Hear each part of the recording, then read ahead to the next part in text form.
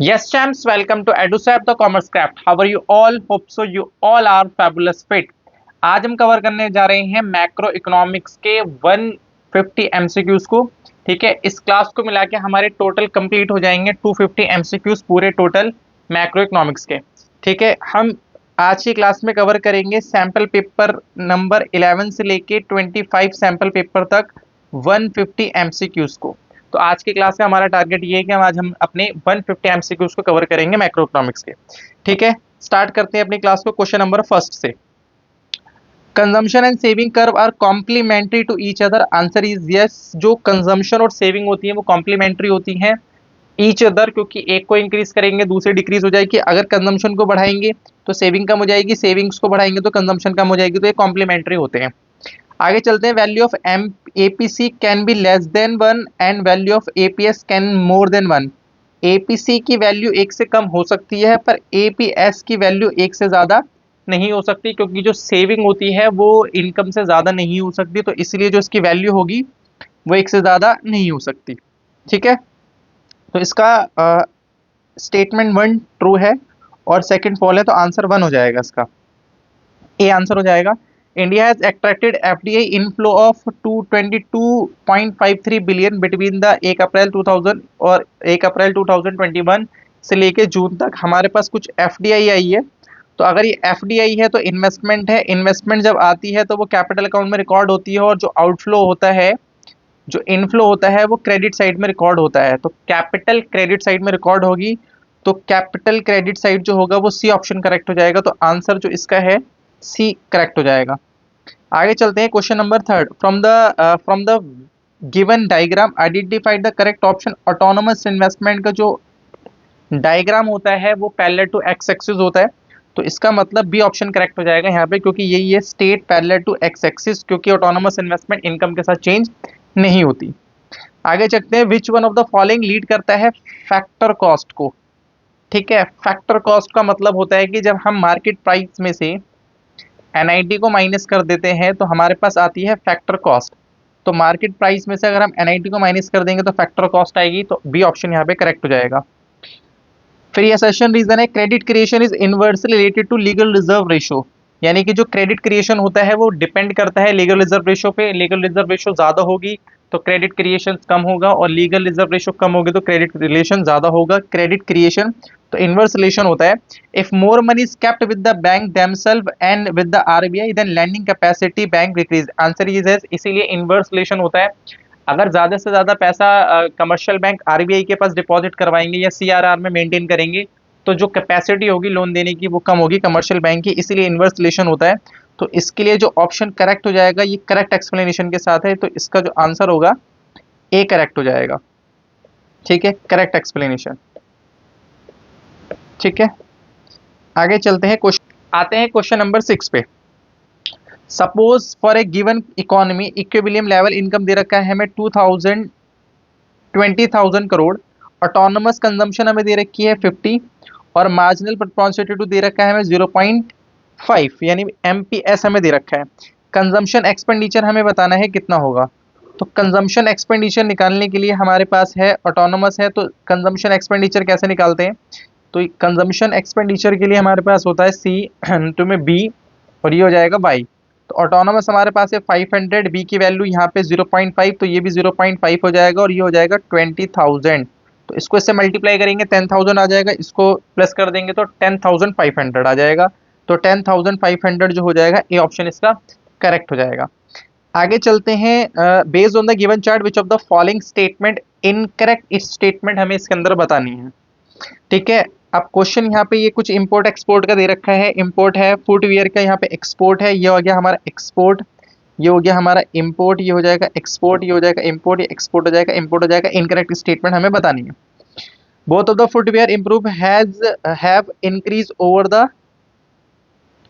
Given time. Both footwear export, यानी कि आपको ही पता है कि ये over the period of time जो है एक्सपोर्ट भी इंक्रीज हो रहा है इंपोर्ट, तो ये करेक्ट स्टेटमेंट है, हमें इनकरेक्ट बतानी है। The increase in footwear export has been more significant than the increase in import. वो कह रहा है एक्सपोर्ट ज्यादा बढ़ा है इंपोर्ट के कंपैरिजन में, तो ये भी ठीक है, दिख रहा है वहां पे। The trade deficit in the footwear has remain relatively stable. जो ट्रेड डेफिसिट है वो रिलेटिवली स्टेबल नहीं है। The trade deficit has increase, trade deficit जो हुआ है वो इंक्रीज हुआ है, यानी कि जो ट्रेड डेफिसिट है यानी बैलेंस ऑफ ट्रेड की बात करेंगे, वो यहाँ पे ज्यादा है, यहाँ पे है, यहाँ पे भी है, यहाँ पे है। और ये क्वेश्चन में क्या लिखा हुआ है कि रिलेटिवली क्या है, रिलेटिवली स्टेबल है। स्टेबल किसी भी कंडीशन में नहीं है, ये इंक्रीज हो रहा है over the period of time, तो इसका जो करेक्ट ऑप्शन होगा सी ऑप्शन करेक्ट हो जाएगा। आते हैं क्वेश्चन नंबर 8 के ऊपर। The price of cloth can be express in the term of money just it can be express in the terms of rice. कह रहे हैं कि जब हम क्या कहते हैं क्लॉथ के प्राइस को मनी में एक्सप्रेस करेंगे राइस के कंपैरिजन में, तो कौन सा यहाँ पे फंक्शन मनी का लगेगा, तो फंक्शन यहाँ पे जो मनी का लगेगा वो मेजर ऑफ वैल्यू लगेगा, क्योंकि जब ये मेजरमेंट की बात हो रही है कि क्लॉथ को हम मनी में मेजर कर सकते हैं। आते हैं क्वेश्चन नंबर 9 के ऊपर। क्वेश्चन 9 है, यहाँ पे क्वेश्चन 9 है trade off invisible item, trade off invisible item between two nations, it is a part of capital account of balance of payment. जो इनविजिबल आइटम होते हैं वो करंट अकाउंट में जाते हैं, कैपिटल अकाउंट में नहीं जाते, तो असर्शन यहाँ पे गलत है। Transaction that effect the asset और liabilities of the country of the nation, वो कह रहा है कि जो एसेट और लाइबिलिटीज के जो आइटम होते हैं वो कैपिटल अकाउंट में आते हैं, आंसर इज यस। तो असर्शन यहाँ पे गलत है, रीजन फॉल्स है, तो डी ऑप्शन यहाँ पे करेक्ट हो जाएगा। 10th, which of the following statement is true about the monetary policy of the country. Monetary policy का काम करती है am the achieve the stable of foreign exchange relation, ये गवर्नमेंट का काम होता है। फिस्कल पॉलिसी इंश्योर करता है हायर टैक्स, गवर्नमेंट का काम होता है। और एम्प्लॉयमेंट का काम भी गवर्नमेंट का होता है। इंश्योर करता है price stability of the economy, ये होती है मॉनेटरी, प्राइस को स्टेबल रखना ये मॉनेटरी पॉलिसी का काम होता है, ये आप ध्यान देना। ये हमारा सैंपल पेपर 11 होता है। आते हैं सैंपल पेपर नंबर 12 पे।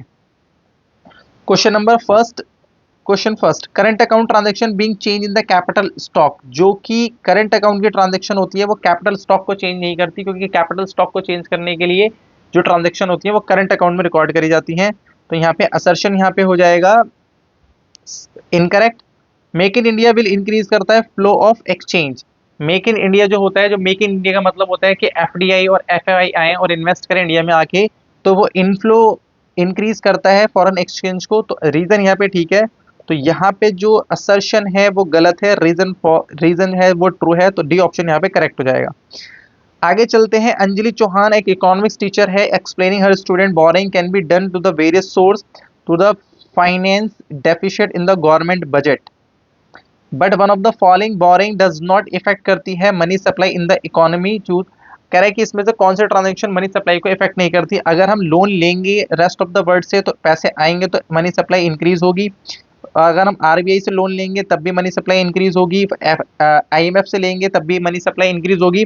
अगर हम जनरल पब्लिक से लोन लेंगे तो जो जो जनरल पब्लिक के पास पैसा है वो ऑलरेडी मनी सप्लाई में सर्कुलेट हो रहा है, अगर वहां से हम लोन लेंगे तो वो मनी सप्लाई को इंक्रीज नहीं करेगा, तो जो डी ऑप्शन हो जाएगा वो करेक्ट ऑप्शन होगा। आगे चलते हैं। आइडेंटिफाई द करेक्ट पेयर हमें बताना है, फर्स्ट और सेकंड में करेक्ट पेयर क्या होगा। एट ब्रेक गिवन यहाँ पे equal national income, if MPC is equal to 1, value of K is infinite, value of aggregate demand depend करता है इन्वेस्टमेंट के ऊपर, consumption in the economy, consumption in the economy. अगर MPC की value 1 है, तो एमपीसी की अगर वैल्यू 1 है इक्वल टू 1, तो एमपीएस की वैल्यू यहाँ पे हो जाएगी 0, और एमपीएस की वैल्यू 0 हो जाएगी तो 1 अपॉन एमपीएस, 1 अपॉन एमपीएस होता है इनफाइनाइट, तो ये ऑप्शन करेक्ट हो जाएगा, यानी कि बी ऑप्शन यहाँ पे करेक्ट हो जाएगा। आगे चलते हैं। Demonetization was step taken by the government of the country in order to tackle the problem of corruption, black money, terrorism, circular fake currency circulation. ये स्टेटमेंट बिल्कुल ठीक है। डीमोनेटाइजेशन एक्ट इंश्योर करता है improve tax compliance in India over the period of time. Demonetization tax के compliance को भी क्या करता है, इंप्रूव करता है, और ये दोनों ही ठीक है। तो ये दोनों की दोनों जो स्टेटमेंट होगी वो करेक्ट हो जाएगी, तो आंसर यहाँ पे हो जाएगा बोथ स्टेटमेंट आर ट्रू, तो आंसर सी हो जाएगा। ठीक हो गई यहाँ तक बात। आते क्वेश्चन नंबर 5 पे। Suppose the hypothetical economy they रखी है, इनकम राइज हो रही है 5000 से 6000 रुपए, as a result the consumption increases 4000 से लेके 4600, हमें बताना है एमपीएस। तो एमपीएस बताना है चेंज इन कंजम्पशन अपॉन में चेंज इन इनकम। तो इनकम कितने से चेंज हो रही है, 1000 से, और ये कितने से चेंज हो रहा है, 600 से, तो ये आ जाएगा 0.6। तो यहाँ पे डी ऑप्शन करेक्ट हो जाएगा। यहाँ पे हमें बताना है एमपीसी बतानी थी। आइडेंटिफाई द इनकरेक्ट स्टेटमेंट हमें बतानी है। करंट अकाउंट रिकॉर्ड करता है exporter import of transaction of the nation. Answer is yes. हमें इनकरेक्ट बताना है पर export of machinery related to the capital account, ये गलत स्टेटमेंट है। जो एक्सपोर्ट होता है जो होगा ये ऑप्शन हमारा करेक्ट हो जाएगा, क्योंकि ये इनकरेक्ट ऑप्शन है। एक्सपोर्ट ऑफ मशीनरी जो होता है वो भी करंट अकाउंट में आता है, कैपिटल में नहीं आता। बाकी transfer related to the abroad ये भी करंट अकाउंट में आता है, और करंट अकाउंट रिकॉर्ड करता है offset transaction which is not impact, ये भी ठीक है। तो यहाँ पे बी ऑप्शन करेक्ट हो जाएगा। आगे चलते हैं क्वेश्चन नंबर 7 पे। The third element of BOP is called the error of omission, ये बिल्कुल ठीक है। It is difficult to record the international transaction accurately, तो ये ऑप्शन बिल्कुल करेक्ट हो जाएगा। एरर ऑफ ओमिशन जो होते हैं वो डिफिकल्ट होता है इंटरनेशनल ट्रांजेक्शन को एक्यूरेटली रिकॉर्ड करना। ठीक है। Question number 8, the major participant in the foreign exchange market. तो major participant in the foreign exchange market के कौन होते हैं यहाँ पे? Commercial bank, yes commercial bank होता है। फॉरेन एक्सचेंज ब्रोकर भी होते हैं, ऑथोराइज डीलर भी होते हैं। और रिटेल ये नहीं, रिटेल ऑफ ग्रोसरी शॉप ये नहीं होते। तो first second third option A correct हो जाएगा। Authorize dealer of monetary authority, foreign exchange broker और कमर्शियल बैंक, ये सारे के सारे मेजर फॉरेन एक्सचेंज के क्या होते हैं? पार्टिसिपेंट होते हैं। Question 9, according to the FDI कह रहा है कि 2024, तो 2024 है ये। और यहाँ पे हमें क्या बताने की कोशिश कर रहा है कि हमें ये बताना है वाज शेयर ऑफ सर्विस और share indicator of the FDI. तो ये बताना है हमें FDI into the service sector during the fiscal year. ये इंडस्ट्रीज की एफआईडी बतानी है। इंडस्ट्रीज की जो एफडीआई है इंडस्ट्रीज की, वो ये है। ये मतलब डार्क वाली, और डार्क वाली इसमें से 0.39। तो यहाँ पे आ जाएगा 0.39, तो फिर यहाँ पे आ जाएगा 0.69। तो ये आ जाएगा डी ऑप्शन इसका करेक्ट हो जाएगा। ये सिंपल सी बात है, इसमें से उठा के फिगर पुट करनी थी। Surplus in the balance of payment arise करता है, अराइज सरप्लस ऑटोनोमस पेमेंट, यानी कि रिसिप्ट जब ज्यादा, ऑटोनोमस रिसिप्ट ज्यादा होती है, पेमेंट कम होती है, तभी सरप्लस होता है। तो ऑटोनोमस वाले आप ढूंढ लो यहाँ पे। ऑटोनोमस रिसिप्ट ज्यादा है और पेमेंट कम है, तो डी ऑप्शन डायरेक्टली करेक्ट हो जाएगा। यहाँ पे आते हैं सैंपल पेपर 3 के ऊपर, 13 के ऊपर। The consumption curve is upward sloping straight line. The consumption curve is upward sloping straight line curve due to direct relation between the income and consumption and assumption constant marginal propensity to consume. Answer is correct, क्योंकि ये straight line ऐसे करके बनता है, ये increase होता चला जाता है। ठीक है, बिकॉज क्योंकि ये एजम्पशन होती है कि जो एमपीसी है वो कांस्टेंट होती है, इनकम के बढ़ने से कंजम्पशन बढ़ती है, तो ये अपवर्ड ऐसे इस तरीके से कंजम्पशन कर्व इंक्रीज होता हुआ चला जाता है। Aggregate demand and consumption curve is parallel to each other. अगर मैं एग्रीगेट डिमांड बना, ये होता है कंजम्पशन कर्व और ये होता है यहाँ पे एग्रीगेट डिमांड, तो ये पैरेलल होता है ईच अदर के। इसका जो डिफरेंस होता है वो इन्वेस्टमेंट होता है। तो यहाँ पे दोनों स्टेटमेंट जो होंगी वो यहाँ पे करेक्ट हो जाएंगी, सी ऑप्शन करेक्ट हो जाएगा। आगे चलते हैं, क्वेश्चन क्या है? Which of the following item not include in the estimation of national income method में? तो रेंट आएगा, मिस इनकम आएगी। फिक्स इन्वेस्टमेंट हम नेशनल इनकम में कंसीडर नहीं करते, इनकम मेथड को जब हम कंसीडर करते हैं। आते हैं क्वेश्चन नंबर 3 पे। As per the economy time RBI said intervenes to the deftly arrest to the rupee's slide selling the dollar, यानी कि रुपीज की वैल्यू कम हो रही थी, रुपीज डेप्रिशिएट हो रहा था, तो आरबीआई ने क्या करा? डॉलर की सेल करना शुरू कर दिया, मतलब डॉलर की सप्लाई इंक्रीज कर दी। डॉलर की सप्लाई इंक्रीज करेंगे तो फॉरेन एक्सचेंज रिजर्व को हम डिस्टर्ब करेंगे। जब फॉरेन एक्सचेंज को रिजर्व को डिस्टर्ब करेंगे तो कैपिटल अकाउंट इफेक्ट हो जाता है। तो जब कैपिटल अकाउंट इफेक्ट होता है फॉरेन एक्सचेंज रिजर्व से, तो वो अकोमोडेटिंग ट्रांजेक्शन मानी जाती है। तो इसमें से कह रहा है कि which of the following statement regarding the above news are false. इसमें से कौन सी, यानी कि नीचे स्टेटमेंट है वो गलत है। तो दिस ट्रांजैक्शन अकोमोडेटिंग है, यस। फॉरेन एक्सचेंज को डिस्टर्ब करेंगे तो अकोमोडेटिंग ट्रांजैक्शन होगी। The transaction will be category of below the line item, यानी कि ये इसी को ही कनेक्ट करके बताने की कोशिश कर रहा है। जो अकोमोडेटिंग ट्रांजैक्शन होती है वो बिलो द लाइन होती है, तो ये भी करेक्ट ऑप्शन हो जाएगा। अब यहाँ पे क्वेश्चन है कि the foreign exchange rate for 1 rupee must be rising before intervention. ठीक है, अब दूसरी लाइन क्या लिखी हुई है यहाँ पे? The value of rupees against $1 was rising before. एक बात बताओ, ये लिखा हुआ है वैल्यू ऑफ रुपीज जो है वो राइज हो रहा है, यानी जब रुपीज की वैल्यू, ये जो रुपीज है यहाँ पे, ये रुपीज इज इक्वल टू मान लेते हैं ये है ऐसे, $1 इज इक्वल टू 69। अब यहाँ पे लिखा हुआ है कि ये जो रुपीज है वो स्लाइड हो रहा है, मतलब ये डाउन हो रहा है रुपीज, इसीलिए आरबीआई ने डॉलर को क्या करा, डॉलर की सप्लाई बढ़ाई। और यहाँ पे लिखा हुआ है कि the value of rupee against dollar must be rising before intervention. अगर रुपीज ही राइज कर रहा होता तो फिर यहाँ पे स्लाइड क्यों लिखा होता, और फिर उसको रोकने के लिए इंटरवेंशन क्यों करता आरबीआई, डॉलर की सप्लाई क्यों इंक्रीज करता। तो ये इंटरवेंशन से पहले रुपीज इंक्रीज नहीं कर रहा होगा, रुपीज डेप्रिशिएट कर रहा होगा। तो इसका मतलब जो करेक्ट ऑप्शन है वो ऑप्शन सी करेक्ट हो जाएगा। यहाँ पे क्वेश्चन नंबर 4 पे dash refer to the situation जहाँ पे एग्रीगेट डिमांड एग्रीगेट सप्लाई से ज्यादा होती है beyond the full employment level.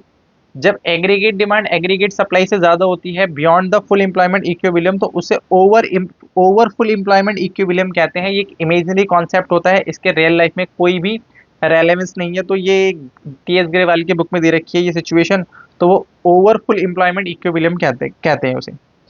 आते हैं नेक्स्ट क्वेश्चन पे, rise in price of foreign exchange lead करता है fall in demand of foreign exchange. Yes, जब फॉरेन एक्सचेंज का प्राइस बढ़ जाएगा तो उसकी डिमांड कम हो जाएगी।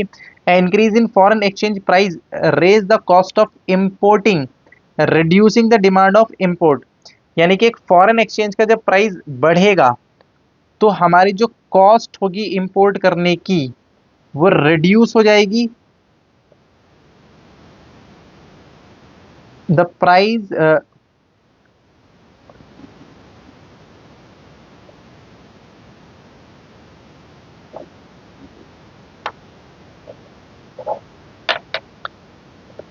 आते हैं क्वेश्चन नंबर 5 पे। क्वेश्चन 5 है, rise in price of foreign exchange lead करेगा fall in demand of foreign exchange. Yes, जब फॉरेन एक्सचेंज के प्राइस इंक्रीज हो जाएंगे तो फॉरेन एक्सचेंज की डिमांड कम हो जाएगी। आगे चलते हैं, increase in foreign exchange price, जब इंक्रीज हो जाएगा foreign exchange price, increase in foreign exchange price raise करेगा कॉस्ट ऑफ इंपोर्टिंग, यानी कि कॉस्ट ऑफ इंपोर्टिंग हमारी जो हो जाएगी बढ़ जाएगी, और रिड्यूस करेगा the demand of import. Answer is yes, ये करेक्ट एक्सप्लेनेशन है यहाँ पे, क्योंकि यहाँ पे कहने का मतलब है कि जब फॉरेन एक्सचेंज के प्राइस बढ़ जाएंगे तो उसकी डिमांड कम हो जाएगी। डिमांड क्यों कम होगी, क्योंकि जो इंपोर्ट हम करेंगे वो सामान महंगा हो जाएगा। जब सामान महंगा हो जाएगा इंपोर्ट करने से तो उसकी डिमांड क्या हो जाएगी, कम हो जाएगी। आगे चलते हैं, यहाँ पे क्या लिखा हुआ है, आते हैं क्वेश्चन नंबर 6 पे। यहाँ पे लिखा हुआ है करंट अकाउंट हमें बताना है विजिबल इनविजिबल यूनिलेटरल ट्रांसफर, और यहाँ पे करंट अकाउंट के अंदर आएगा इनकम रिसीव्ड और इन्वेस्टमेंट। इन्वेस्टमेंट ये कैपिटल अकाउंट होता है, ये भी कैपिटल अकाउंट होता है, कैपिटल अकाउंट होता है, तो ए ऑप्शन यहाँ पे आ जाएगा। तो यहाँ पे ए ऑप्शन आ जाएगा, income received and investment. Reserve Bank of India control करता है money supply and through the, हमें भी पता है मॉनेटरी पॉलिसी होती है। जब कोई आरबीआई कोई भी मनी सप्लाई में चेंज करता है तो मॉनेटरी पॉलिसी का पार्ट होता है। हमें यहाँ पे मिसिंग वैल्यू बतानी है, मिसिंग वैल्यू बताने के लिए हमें कैसे बताना पड़ेगा बताते हैं। अब यहाँ पे रिजर्व है, रिजर्व की रेशियो कितनी है इसमें से, अच्छा लोन में से अगर डिपॉजिट में से लोन माइनस कर दूं तो ये आ जाएगा 200, तो यहाँ पे 64 है, तो 640 में से अगर मैं माइनस कर दूं 512 तो ये आ जाएगा 128। तो आप फर्स्ट में 128 किस में आ रहा है, फर्स्ट में 128 इसमें ही आ रहा है, तो ए ऑप्शन हमारा करेक्ट हो जाएगा। ठीक है, और किसी में 128 आ नहीं रहा, बाकी चेक करने की जरूरत है नहीं। सपोज 2 सेक्टर इकोनॉमी है, इन्वेस्टमेंट फंक्शन हमें दे रखा है, ये दे रखा है और ये दे रखा है। ठीक है, सेविंग फंक्शन दे रखा है, इन्वेस्टमेंट फंक्शन दे रखा है, हमें क्या निकालना है, इक्विलिब्रियम लेवल ऑफ इनकम निकालनी है। तो इक्विलिब्रियम लेवल ऑफ अगर इनकम निकालनी है तो हमें इन दोनों को यहीं पे ही सॉल्व करना पड़ेगा, ऐसे करके ये दोनों इक्वल हैं। तो इसको अगर हम सॉल्व कर देंगे जहाँ पे इनकम कंजम्पशन के बराबर हो जाती है तो ये आ जाएगा 0.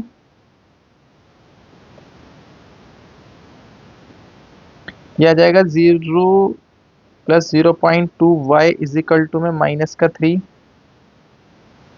प्लस में 0.1, तो 0.1 आ जाएगा, तो यह आ जाएगा -7 / 0.1 70।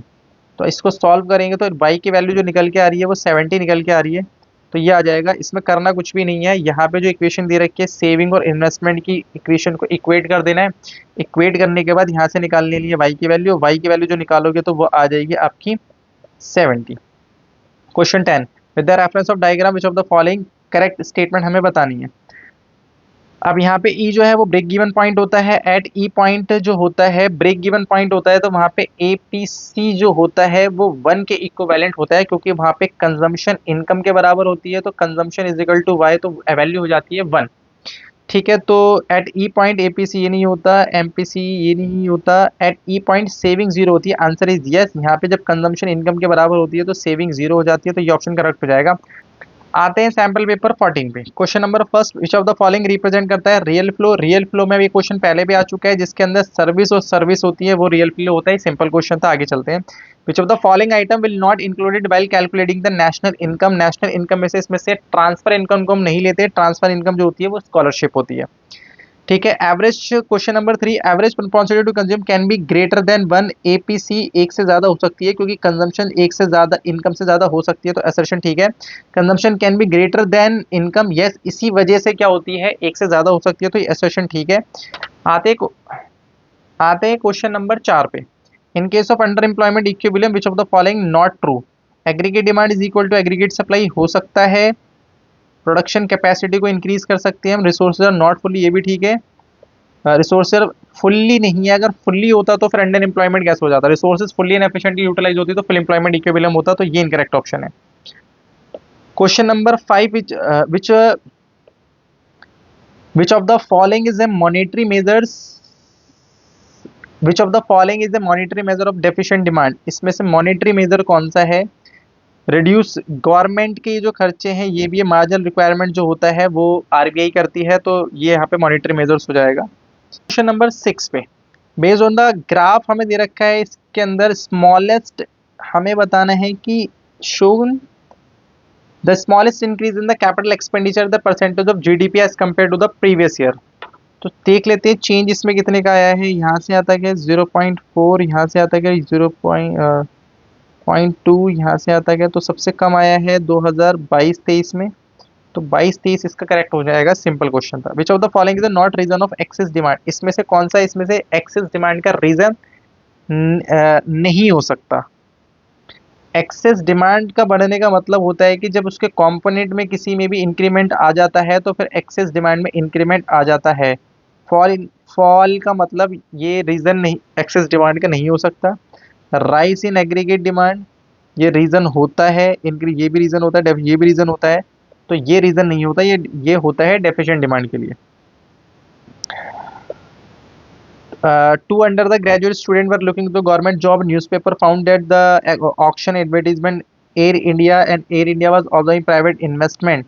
Purchase of this loss-making unit e-auction after the doing the selling of Air India will become a part of which of the following revenue expenditure or capital expenditure। तो ये हमें बताना है कि रेवेन्यू एक्सपेंडिचर है या क्या है। एक मिनट क्वेश्चन को दोबारा से रीड कर लेते हैं। Two undergraduate students were looking a government job. A newspaper and found that the auction advertisement of Air India is a read. Air India is allowing private investors to purchase this loss-making e-auction after doing the selling of Air India will become a part of which of the following. तो यहाँ पे assets को बेच के जो पैसे आएंगे यहाँ पे वो कैपिटल रिसीट्स हो जाएगी, क्योंकि एसेट्स कम हो जाएगी पैसे आ जाएंगे तो कैपिटल रिसीट्स हो जाएगी। इन एन इकोनॉमी सपोज एक एमपीसी इतना दे रखा है, how much increase in investment is required to national income हमारी इतनी है। तो अगर हमें के की वैल्यू पता लगानी है तो ये हो जाएगा 0.2, तो ये 5 हो जाएगी के की वैल्यू। तो फिर के की वैल्यू अगर 5 हो जाएगी तो हमें K is equal to change in Y upon में चेंज इन आई। तो यानी कि हमारे को यहाँ पे दे रखा है 2000 और यहाँ पे 5 हो जाएगा, तो ये आ जाएगा 400। तो हमारे पास जो इनकम निकल के हमारे पास जो इन्वेस्टमेंट निकल के आ जाएगी वो 400 निकल के आ जाएगी। Which of the consumption expenditure more than income. When consumption expenditure more than income the value of APS will be negative. Answer is yes. जब कंजम्पशन एक्सपेंडिचर ज़्यादा होता है इनकम से तो वहाँ पे एपीएस जो होता है, जो सेविंग होती है, वो नेगेटिव होती है, तो ठीक है। if MPS is equal to 0 the value of investment multiplier is not defined। Answer is yes। अभी हमने पढ़ा है कि K की वैल्यू जो होती है वो MPS के ऊपर बेस्ड होती है, तो ये 0 हो जाएगा, तो नॉट डिफाइंड होती है, तो ये दोनों ऑप्शन हो जाएंगे वो करेक्ट हो जाएंगे। आते हैं सैम्पल पेपर नंबर 15 पे। फुल एम्प्लॉयमेंट जो होता है, full employment refer to the absence of involuntary involvement involuntary unemployment, answer is yes. Full employment में जो अनएम्प्लॉयमेंट होती है इनवॉलेंट्री वो जीरो होती है। Under the full employment situation all the willing and able to bodied people are getting employment at prevailing wages rate, तो ये भी ठीक है, इसी को बताने की कोशिश करिए करेक्ट एक्सप्लेनेशन के साथ। Suppose the price of UK pound has increase from 70 से 80 हो गया, point two the market force the means of value of currency क्या हो जाएगी, 70 से 80 हो जाएगा, तो यहाँ पे जो इंडियन करेंसी है वो डेप्रिशिएट हो रही है, क्योंकि पहले 70 की थी अब ये 80 हो गई, तो जो इंडियन करेंसी है वो डेप्रिशिएट हो जाएगी यहाँ पे, the means of value of Indian currency. Identify the incorrect feature बताने हैं मनी सप्लाई का। It measure at during the period of time include the stock held by the nation. Okay, identify the incorrect feature of the money supply in the economy from the following. It measure during a period of time, ये गलत है यहाँ पे। It include करता है stock of money held by government of the nation, ये भी गलत है। इट ऑलवेज रिप्रेजेंट करता है करेंसी हेल्ड बाय सेंटर, तीनों ही गलत है यहाँ पे, 1 2 3, तो डी ऑप्शन गलत, डी ऑप्शन करेक्ट हो जाएगा यहाँ पे।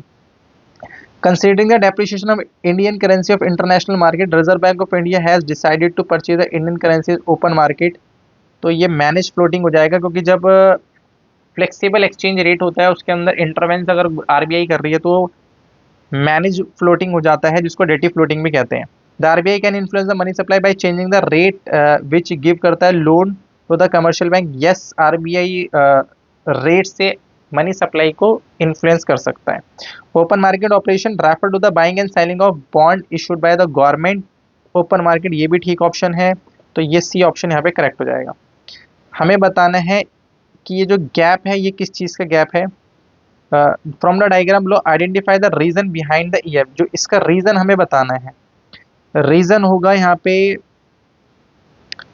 डिक्रीज इन, ये नहीं हो सकता, इंक्रीज इन ये भी नहीं हो सकता, इससे डिमांड कम होगी, क्रेडिट ये भी नहीं हो सकता। Decrease in taxes, decrease in taxes जब होते हैं, जब टैक्सेस डिक्रीज हो जाते हैं तो जो डिमांड होती है वो इंक्रीज हो जाती है, जब डिमांड इंक्रीज हो जाती है तो मनी डिमांड इंक्रीज हो जाती है तो एक्सेस डिमांड, ये रीजन है। तो डिक्रीज इन टैक्सेस की वजह से परचेजिंग पावर बढ़ जाती है, परचेजिंग पावर बढ़ जाती है तो फिर डिमांड इंक्रीज हो जाती है। आगे चलते हैं, ये क्वेश्चन बहुत इंटरेस्टिंग है, ये क्वेश्चन इंपॉर्टेंट है, ये क्वेश्चन इंपॉर्टेंट है कि arrange the following the correct sequential order of the government of the nation trying to curtail the situation of inflationary gap. Inflation को कंट्रोल करने के लिए पहले देखो गवर्नमेंट करेगी इंक्रीज इन टैक्स, टैक्स को इंक्रीज करेगी, टैक्स को जब इंक्रीज करेगी तो परचेजिंग पावर बढ़ जाएगी, परचेजिंग पावर बढ़ जाएगी तो डिस्पोजेबल इनकम उनके पास कम जाएगी, टैक्स ज़्यादा पे करना पड़ेगा तो खर्चा करने की जो इनकम होगी वो कम हो जाएगी, और जब खर्चा करने की इनकम हो जाएगी तो जो एग्रीगेट डिमांड होगी वो डिक्रीज हो जाएगी। तो पहले सेकंड है फिर फर्स्ट है, पहले सेकंड है फिर फर्स्ट है थर्ड है, तो जो ऑप्शन डी ऑप्शन होगा वो करेक्ट हो जाएगा। तो इसके अंदर पहले टैक्स में चेंज करेंगे, टैक्स में चेंज की वजह से डिस्पोजेबल इनकम कम हो जाएगी, डिस्पोजेबल इनकम कम हो जाएगी तो फिर एग्रीगेट डिमांड कम हो जाएगी। Which of the following column 1 और कॉलम 2 में हमें बताना है correct pair. Vegetable grown in the personal garden, non marketing activity, a car use as a taxi, consumer goods, an air conditioner use by household, capital goods, scholarship given to the student, factor income. देखो ये नहीं हो सकता, ये transfer income है, ये भी नहीं हो सकता, ये कंज्यूमर गुड्स है, अ कार टैक्सी यूज्ड ये भी नहीं हो सकता, वेजिटेबल्स जो करते हैं वो नॉन मार्केटिंग एक्टिविटी है, तो ऑप्शन ए करेक्ट हो जाएगा।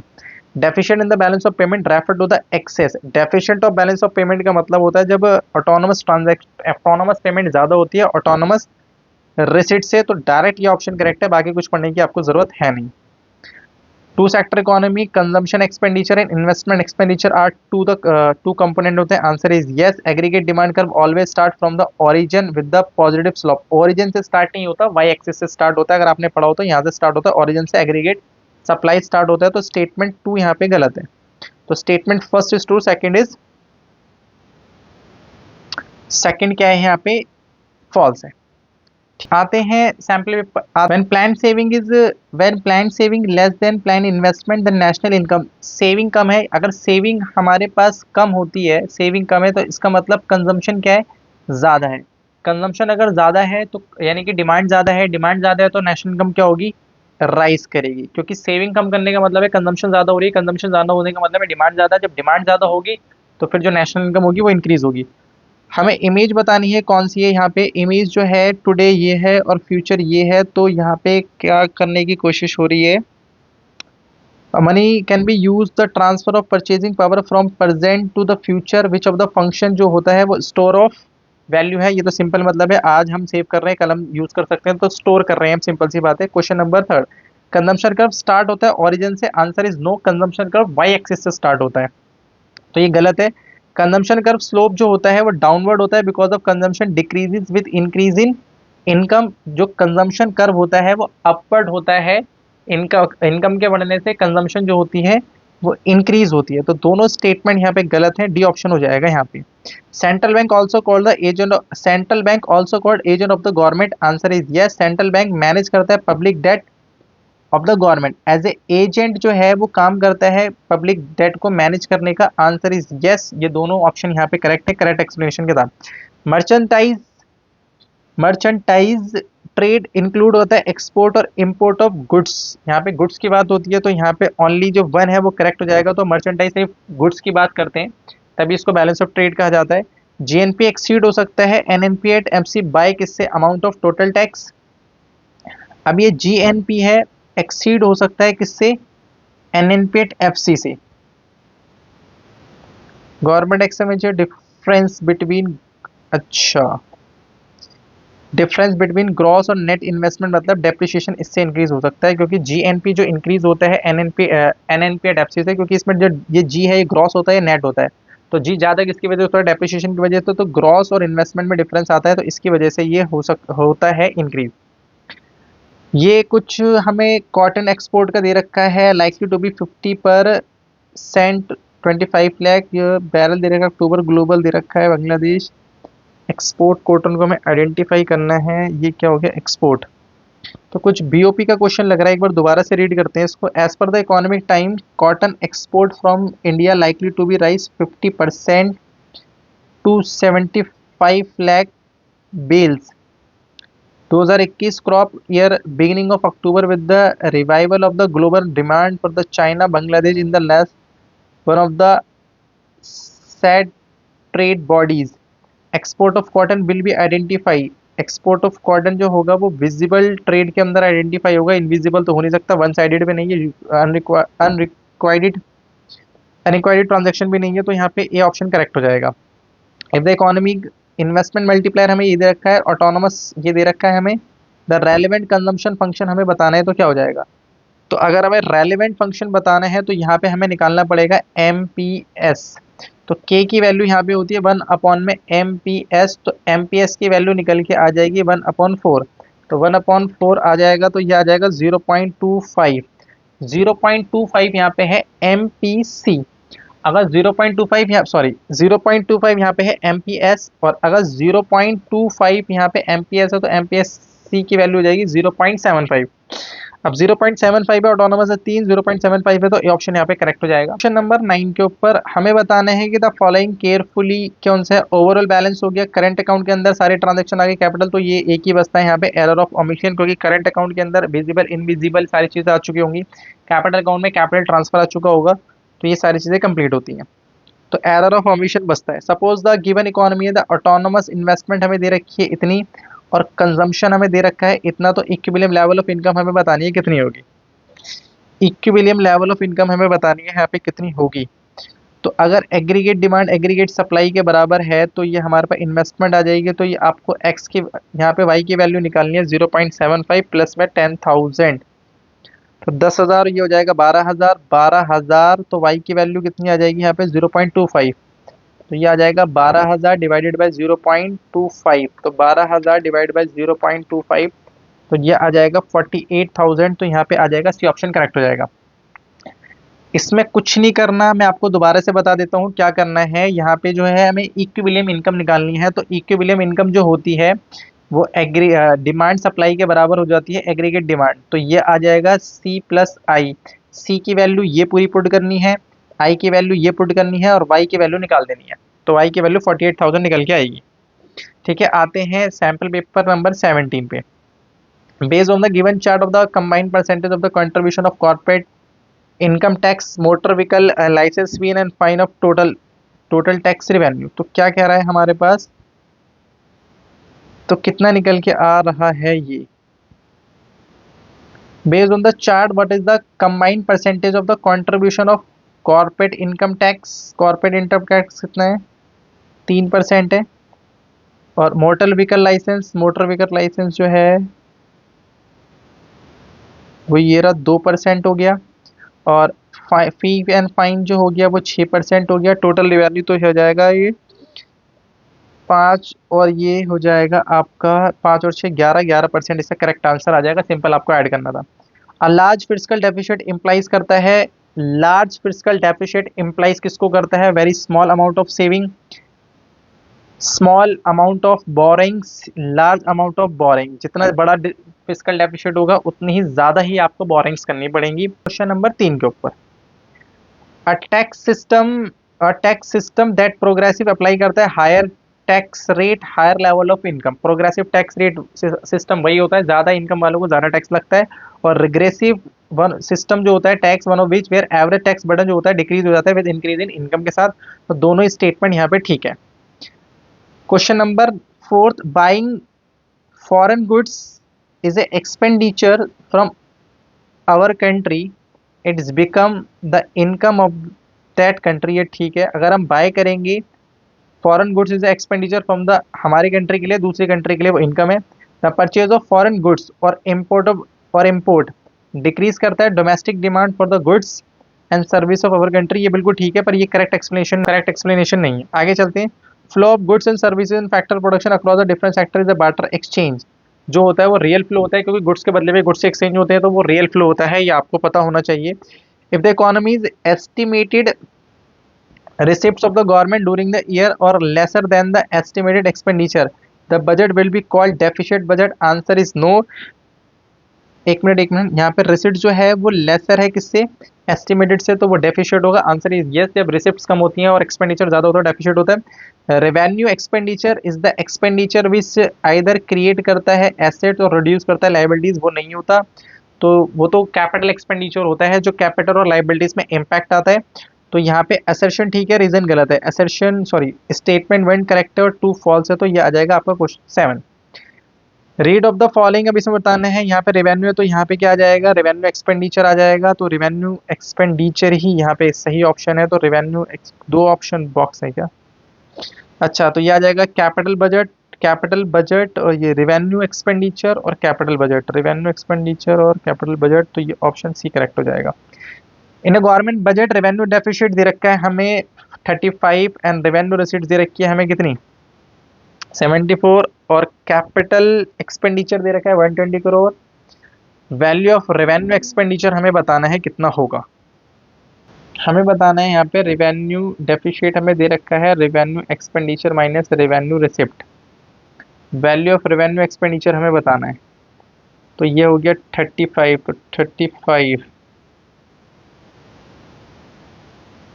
तो डेफिसिट दे रखा है 35 का, ये हमें बताना है। यह दे रखा है 70, तो ये आ जाएगा 105। तो ऑप्शन ए यहाँ पे करेक्ट हो जाएगा। ये सिंपल क्वेश्चन था, मतलब ये जो कैपिटल एक्सपेंडिचर है इसकी कोई रेलेवेंसी नहीं है यहाँ पे।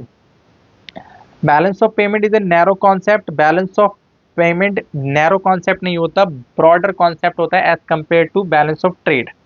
तो ये ऑप्शन गलत हो जाएगा। Balance of trade refer to the net difference between export और इम्पोर्ट ऑफ गुड्स, ये बिल्कुल ठीक है। तो ऑप्शन फर्स्ट गलत है, सेकंड ठीक है। Other thing remaining same, the foreign currency become cheaper, the effect of national income likely to be positive, negative, positive and negative both, या फिर no effect.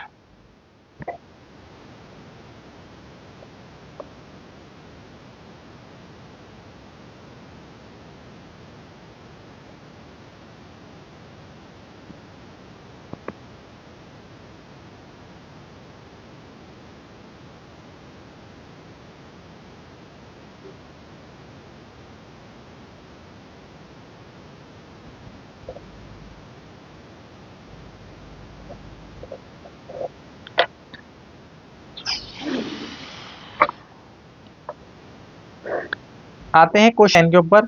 Other thing remaining the same when foreign currency become cheaper, जब foreign currency सस्ती हो जाएगी, the effect of income likely to be जो होगा वो negative होगा।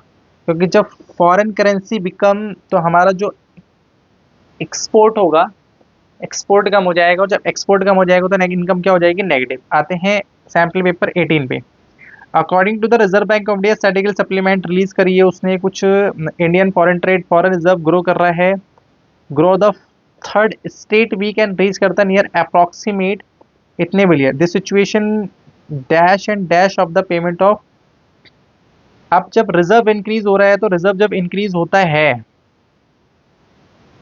तो वो the above situation increase side of the balance of payment.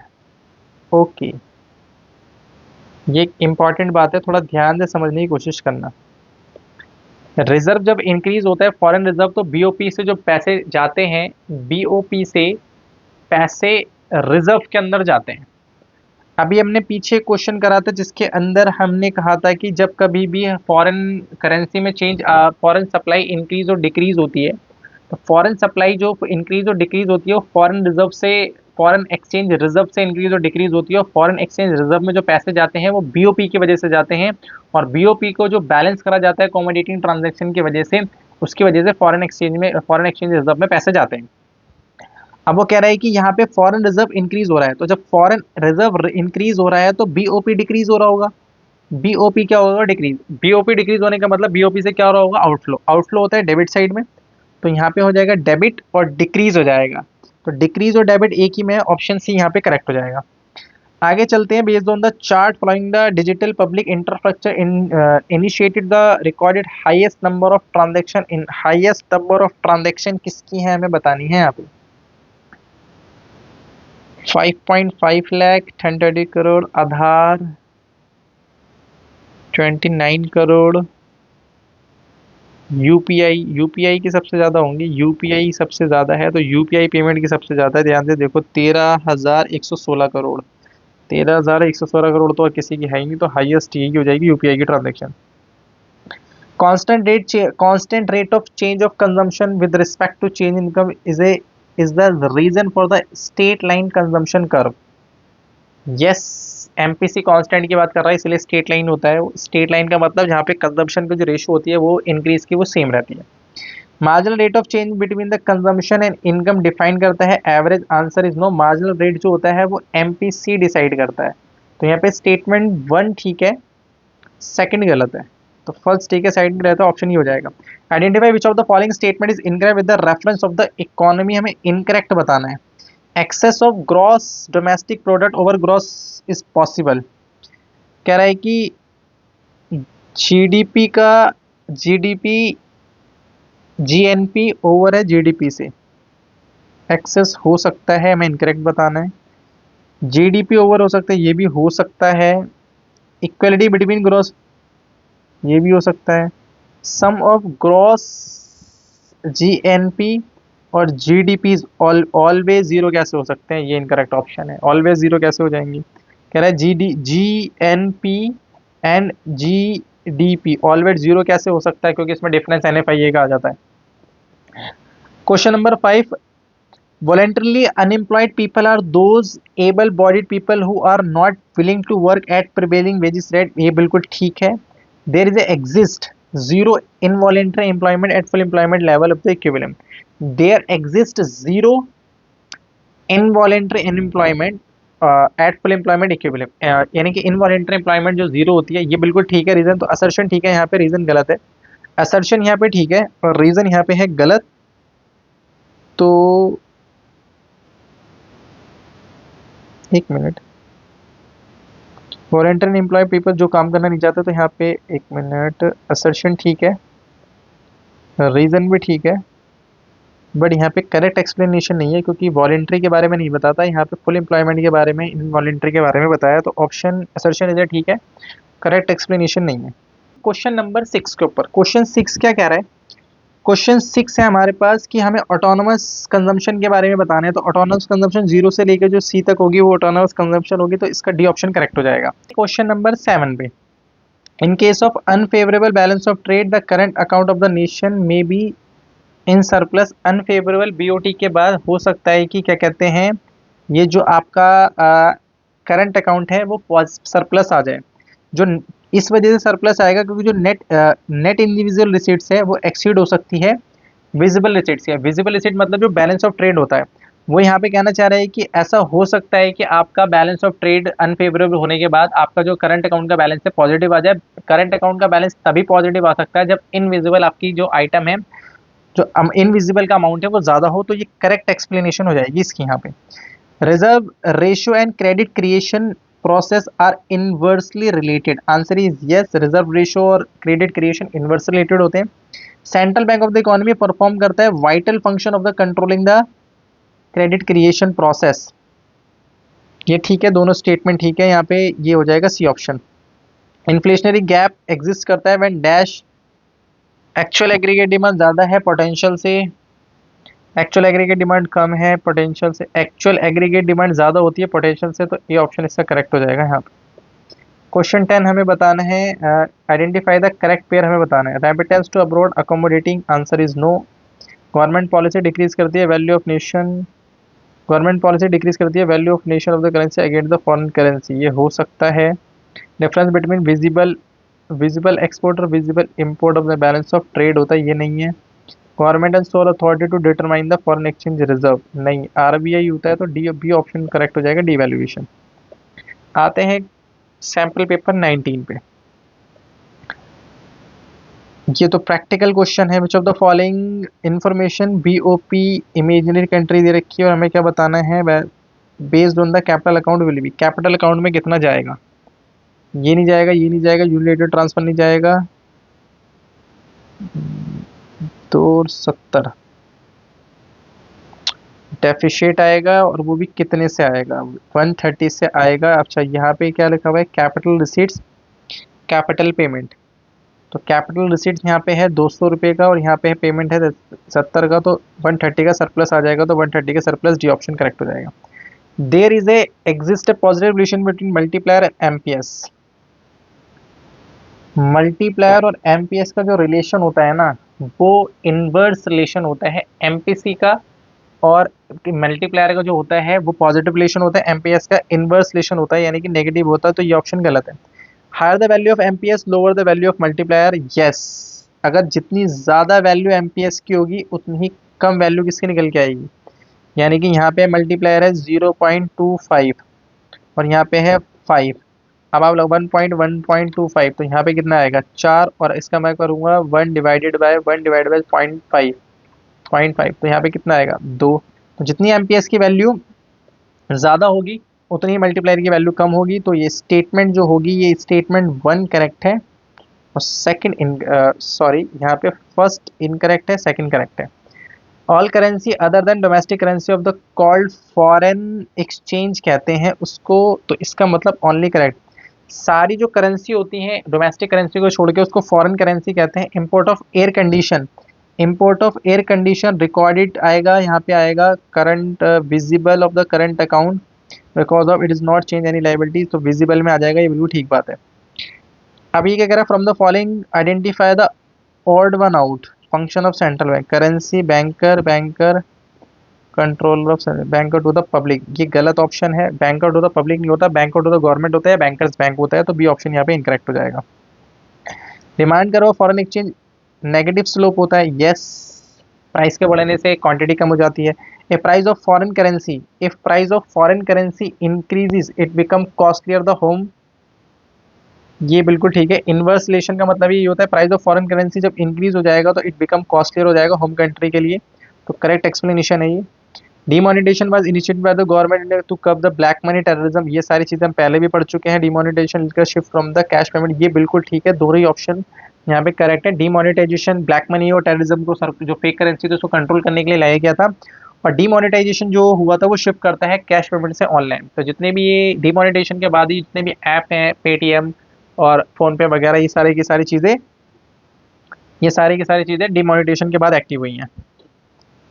ये क्वेश्चन है, while teaching the class of teacher depreciation और devaluation not the same thing, devaluation done under the flexible, answer is no. while the depreciation done on the fixed exchange rate, student did wrong, this is the corrected, identify the correct। devaluation done with the help of market force, ये नहीं है। depreciation done under the flexible exchange rate while the devaluation done under the fixed exchange, ये बिल्कुल ठीक है। devaluation government करती है, और जो डेप्रिसिएशन होता है वो फ्लेक्सिबल एक्सचेंज रेट के अंदर होता है, मतलब डीवैल्यूएशन फिक्स एक्सचेंज रेट के अंदर होता है और डेप्रिसिएशन जो होता है वो फ्लेक्सिबल के अंदर होता है। सपोज एक हाइपोथेटिकल सिचुएशन है, इनकम 5,000 से 6,000 हो रही है, ये सेम अभी क्वेश्चन हमने पीछे वाले में करा है। इनकम बढ़ रही है कितने से, 1,000 से, ये बढ़ रहा है 600 से, तो 0.6 आंसर निकल के आ जाएगा, तो ये ऑप्शन करेक्ट हो जाएगा। Excess of import of goods over the export of good known on balance deficit, यानी इम्पोर्ट ज़्यादा एक्सपोर्ट कम है गुड्स को, तो ये आ जाएगा ट्रेड डेफिसिट, बिल्कुल ठीक है। Excess of export over import is known as surplus state, दोनों स्टेटमेंट यहाँ पे ठीक हो जाएंगी। आते हैं 20 पे। 20 है graphically aggregate demand function can be obtain bye vertically adding the dash and dash. तो डैश एंड डैश का मतलब होता है कंजम्पशन इन्वेस्टमेंट को ऐड कर देते हैं वर्टिकली हम, तो ऑब्वियस सी बात है हमारे पास एग्रीगेट डिमांड आ जाता है। ये क्वेश्चन हम पहले भी कर चुके हैं, यहाँ पे आ जाएगा डायरेक्ट इन्वेस्टमेंट, और ये आ जाएगा पोर्टफोलियो इन्वेस्टमेंट, यहाँ पे आ जाएगा डायरेक्ट इन्वेस्टमेंट। और FII की जो इन्वेस्टमेंट होती है, शेयर्स और डिवेंचर्स वगैरह जो फॉरेन कंपनीज वाले हमारी कंपनी से खरीदते हैं, तो उसको पोर्टफोलियो इन्वेस्टमेंट कहते हैं। Question number 3, the value of all goods and service can be express monetary unit on the basis of the shift of the given statement even the function. तो कह रहे हैं कि सारे गुड्स एंड सर्विसेज की express करते हैं monetary unit में, तो measure of unit of account हो जाएगा, इसको भी मेजर ऑफ यूनिट कहते हैं। कंजम्पशन फंक्शन एज्यूम करता है consumption change in constant rate because of income, यानी कि MPC यहाँ पे कांस्टेंट रेट से इंक्रीज होता है, इनकम के बढ़ने से कंजम्पशन कांस्टेंट रेट से बढ़ती है, अजम्पशन होती है। Autonomous consumption is a ratio, autonomous consumption is the ratio of total consumption और टोटल इनकम, ये गलत है। ऑटोनोमस इन्वेस्टमेंट वो autonomous consumption, zero level of income पे जो कंजम्पशन होती है वो ऑटोनोमस होती है, ये रेशियो नहीं होती। तो स्टेटमेंट 1 ठीक है और सेकंड गलत है। The value of dash can be greater than 1। Value of dash, APC की वैल्यू 1 से ज़्यादा होती है, क्योंकि APC की वैल्यू 1 से ज़्यादा होने का मतलब होता है कि कंजम्पशन इनकम से ज़्यादा हो सकती है ब्रेक गिवन से पहले। सपोज एक गिवन इकोनॉमी है, यहाँ पे ये दे रखा है हमें, अब ये सेम क्वेश्चन है, यहाँ पे कैसे बताएंगे बताओ। अब सेविंग इसके बराबर है, तो आप इसको कैसे कर सकते हो, आई के बराबर है, तो ये आ जाएगा 0.60, आ जाएगा 60,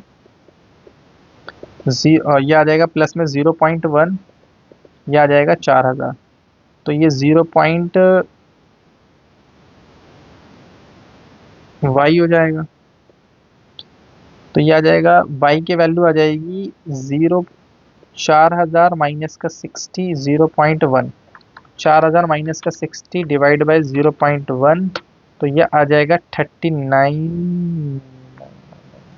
ये क्या हो गया,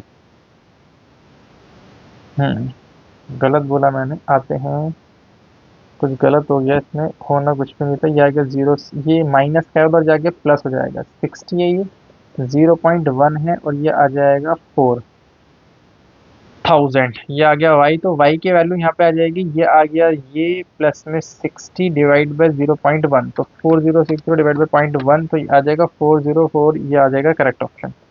मनी सप्लाई स्टॉक कॉन्सेप्ट होता है, answer is money supply measure over the period of time नहीं होता, पर्टिकुलर पॉइंट ऑफ टाइम होता है, तो ये असर्शन ठीक है, रीजन गलत है। RBI कुछ रिपोर्ट पास कर रहा है यहाँ पे, net external commercial borrowing to the India recorded outflow इतना हुआ है द सेकंड क्वार्टर के अंदर, तो ये ट्रांजेक्शन कहाँ पे रिकॉर्ड करी जाएगी, dash and dash of balance of payment में। तो यहाँ से हमने external borrowings, net external commercial borrowing to India recorded outflow है, तो आउटफ्लो जो हुआ है हमारे पास से, आउटफ्लो सारे के सारे डेबिट में रिकॉर्ड होते हैं, और डेबिट में रिकॉर्ड होते हैं कैपिटल अकाउंट के अंदर, debit capital recorded capital account के डेबिट साइड में, तो डी ऑप्शन करेक्ट हो जाएगा। क्वेश्चन नंबर 9 के ऊपर, द क्लोज्ड इकोनॉमी जो होती है, जो क्लोज्ड इकोनॉमी होती है उसमें डोमेस्टिक इनकम नेशनल इनकम के बराबर होती है, ये बात आपको ध्यान रखनी है। तो GDP है NDP, ये जो होगा हमारे पास GDP और GNP ये दोनों बराबर होंगे, इसमें कोई सोचने वाली बात। क्वेश्चन नंबर 10 के ऊपर, क्वेश्चन नंबर 10 जो है हमारा वो क्या है, क्वेश्चन 10 है कि आते हैं क्वेश्चन नंबर 10 के ऊपर, according to the foreign exchange reserve, हमें दे रखा है कुछ रिपोर्ट हमें दे रखी है USD, वो कह रहा है कि रिजर्व जो है USD का पीक पे कितने पे है, 640 है 23 के अंदर, 2023 में 640 है क्या, यस 50 से कम दिख रहा है, ये हो सकता है। 645 जनवरी 24 में है, 645 नहीं है, 655 फरवरी में नहीं है, 640 मार्च नहीं है, 640 है मार्च 2024। मार्च 2024 में कितना है? 650 है, 650 के नीचे 640 है। हाँ तो ये मार्च 2026 में, तो यानी कि ये ऑप्शन हमारे पास करेक्ट हो जाएगा, सी ऑप्शन। ठीक हो गई यहाँ तक बात। आते हैं सैंपल पेपर 21 पे। Bank charges higher interest rate on loan than what they offered for deposit. The difference between the bank charges higher interest rate on loan, यानी कि बैंक लोन पे ज़्यादा इंटरेस्ट चार्ज करता है डिपॉजिट में, तो ये ठीक है। The difference between what charge from borrower and what pay to the deposit is the main source of income, यानी कि जो एक्स्ट्रा जो अमाउंट वो चार्ज करता है वही उसका इनकम का होता है। तो यहाँ पे करेक्ट एक्सप्लेनेशन है, तो ए ऑप्शन यहाँ पे करेक्ट हो जाएगा। क्वेश्चन नंबर सेकंड पे, सपोज बैलेंस ऑफ ट्रेड हमें दे रखा है, यहाँ पे सरप्लस है 2000 रुपये का, तो यहाँ पे 2000 रुपये का हमें सरप्लस दे रखा है, तो ये आ जाएगा 2000 रुपीज़। और जो the import of merchandise of the nation half of the export, तो एक्सपोर्ट माइनस होता है इम्पोर्ट, तो इम्पोर्ट का एक्सपोर्ट का एक्स मान लो, तो ये कितना हो जाएगा? हाफ हो जाएगा इसका एक्स का। और यहाँ पे आ रहा है 20,000 रुपये, तो इसका मतलब हमें एक्सपोर्ट की वैल्यू बतानी है, तो एक्स की वैल्यू इसमें बतानी है। तो एक्स की वैल्यू अगर इसमें बतानी है तो कैसे बताएंगे? इसमें एलसीएम ले लेंगे हम, तो यह आ जाएगा x/2, तो यहाँ पे निकल के कितना आ जाएगा? x की वैल्यू निकाल दे 2x माइनस का x डिवाइडेड बाई 2, तो यह आ जाएगा 40,000 रुपये। तो x की वैल्यू यहाँ पे आ जाएगी, दो में से एक चला गया x, तो 40,000 यहाँ पे आ जाएगी, यहाँ भी 40,000 रुपये वैल्यू आ जाएगी, क्योंकि x की वैल्यू निकालनी है, दो उधर चला जाएगा, इसमें से x माइनस करो तो x की वैल्यू जाएगी 40,000, तो 40,000 रुपये आ जाएगा। क्योंकि अगर हम बात करें यहाँ पे सरप्लस की, तो यहाँ पे 2000 है, 2000 रुपये यहाँ पे हो जाएगा इम्पोर्ट, तो सरप्लस 2000 रुपये आ जाएगा, ये ऑप्शन करेक्ट होता है।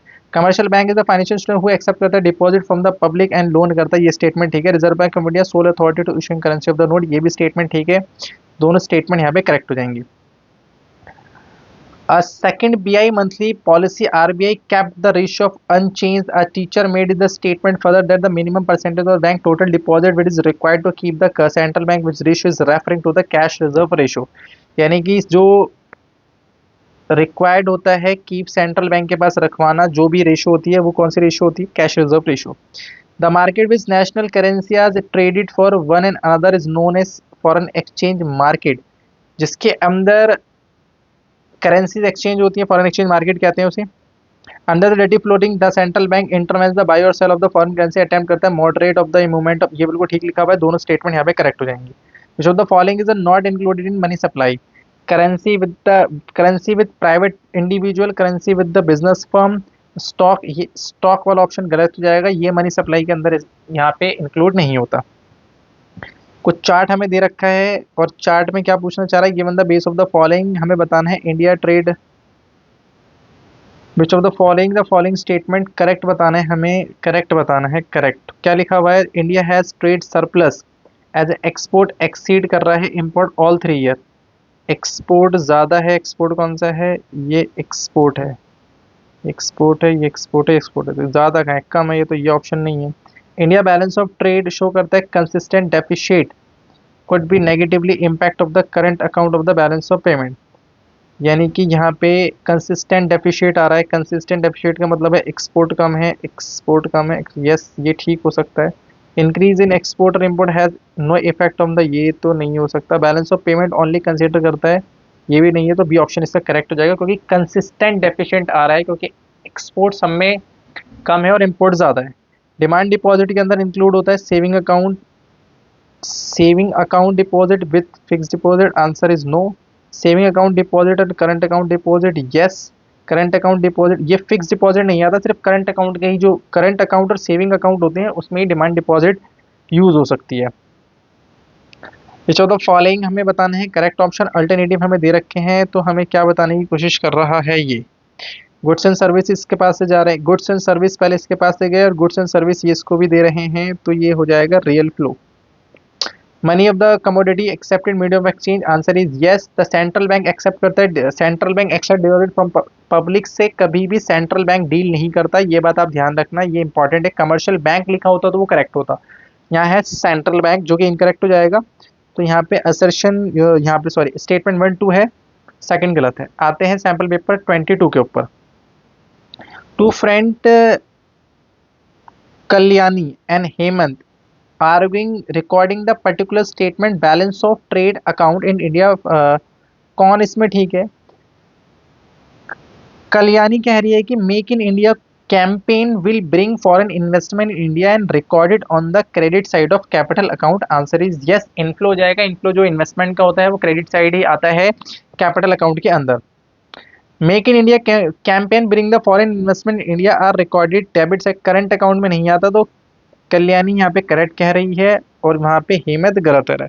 A period of falling the aggregate demand is attribute to the fall. A period of failing falling aggregate demand is attribute to a fall in household consumption। Government ये हो सकता है investment and net export, both A and B. Fall in, अच्छा aggregate demand यानी कि aggregate demand का कम होने का रीजन क्या हो सकता है?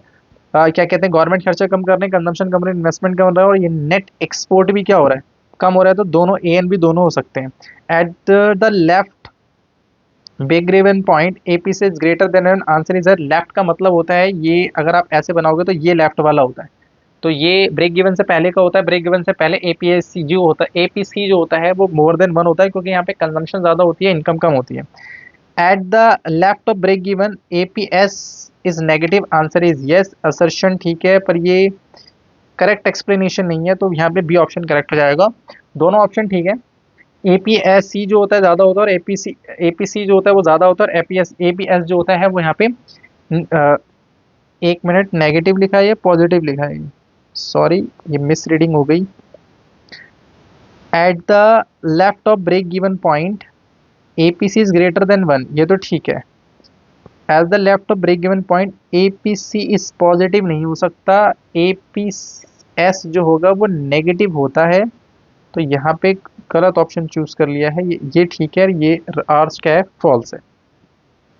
Saving is a dash concept where is capital is a stock, तो सेविंग एक फ्लो कॉन्सेप्ट होता है और कैपिटल जो होता है वो स्टॉक कॉन्सेप्ट होता है, ये आपको पता होगा, सिंपल पॉइंट है। अब विच of the following carefully correct pair हमें बताना है एबीसी का। ओके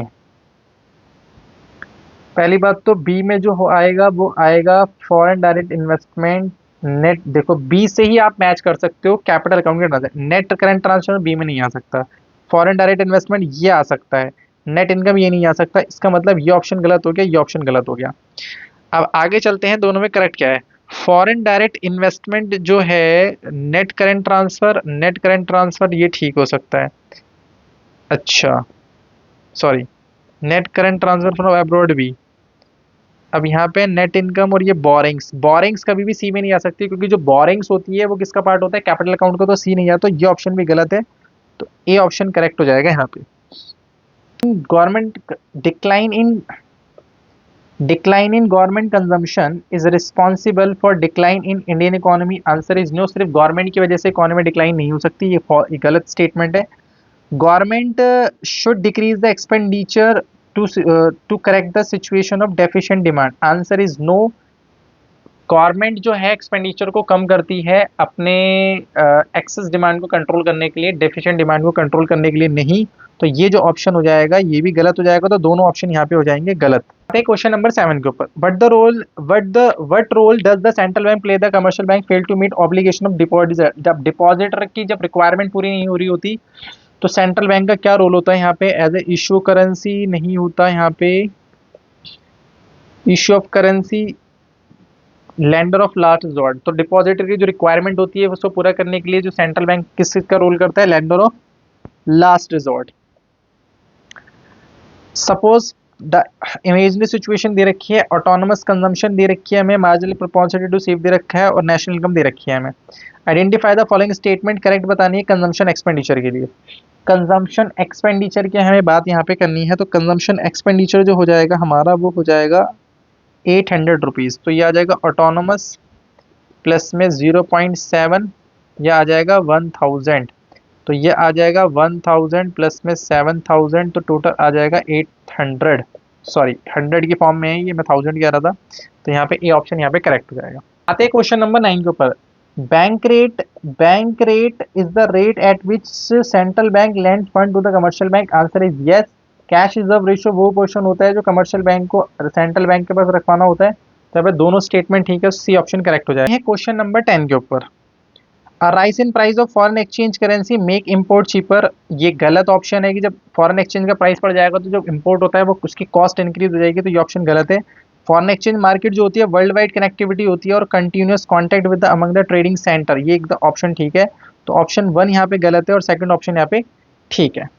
आते हैं सैंपल पेपर 23 पे, primary deposits are the initial deposit with commercial bank, answer is yes. Demand deposit are not include in the money supply, ये गलत option है, वो इंक्लूड करी जाती है। तो ऑप्शन 1 यहाँ पे क्या हो जाएगा करेक्ट और सेकंड क्या हो जाएगा इनकरेक्ट, तो ऑप्शन ए यहाँ पे करेक्ट हो जाएगा। नंबर सेकंड के ऊपर, BOP deficit situation when export of the country are more than import, BOP का डेफिसिट सिर्फ एक्सपोर्ट और इंपोर्ट की वजह से नहीं होता, और भी इसके अंदर ट्रांजेक्शन्स आती हैं, तो ये ऑप्शन हो जाएगा गलत। BOP surplus mean the country importer more than export, import export की ट्रांजेक्शन सिर्फ बीओटी के अंदर में आती हैं और बीओपी के अंदर import export visible invisible unilateral transfer capital transfer सारी चीजें आती हैं, तो दोनों स्टेटमेंट यहाँ पे इनकरेक्ट हो जाएंगे। Arvind or Vipul were engaged in the argument related to the demand deposit of commercial bank. Arvind told that demand deposit include the both saving deposit and current deposit, where Vipul said that demand deposit also known as checkable deposit. Choose the correct option.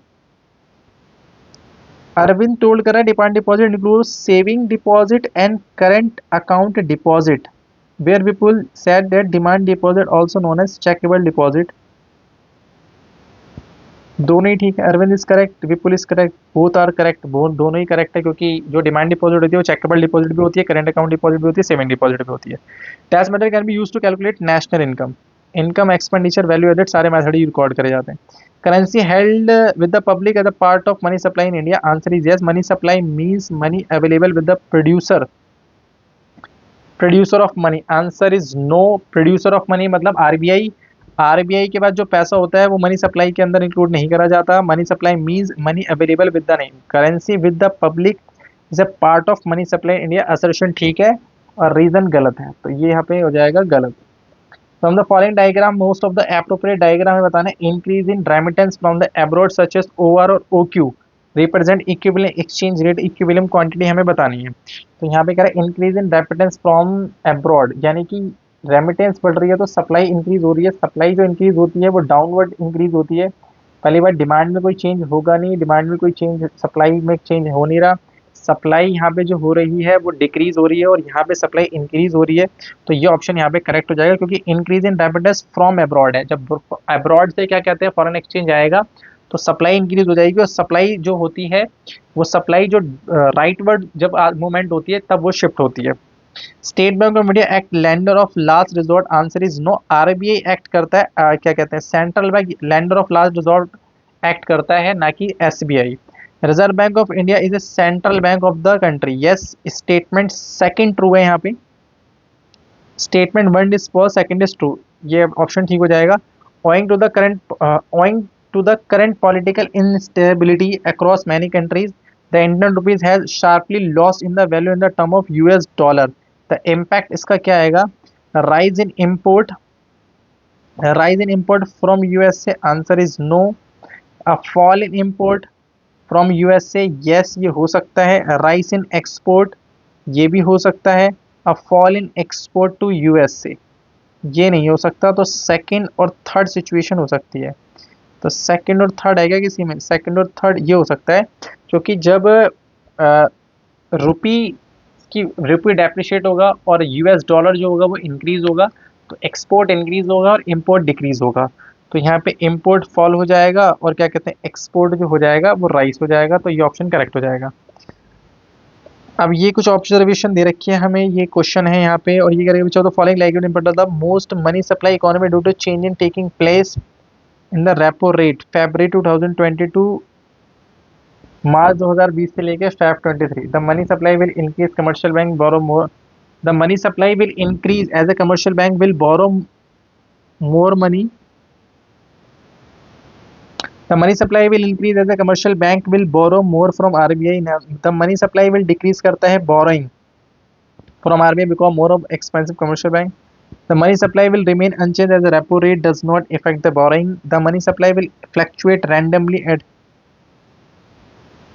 Repo rate हमें दे रखा है और repo rate increase हो रहा है, तो money supply will increase, money supply will decrease as a borrowing from RBI become more expensive for the commercial bank. कहने का मतलब ये है कि जब रेपो रेट इंक्रीज हो जाता है, तो जब रेपो रेट इंक्रीज हो जाता है तो जो कॉस्ट होती है वो इंक्रीज हो जाती है लोन की, बोरिंग्स की जो कॉस्ट हो जाती है वो इंक्रीज हो जाती है कमर्शियल बैंक के लिए।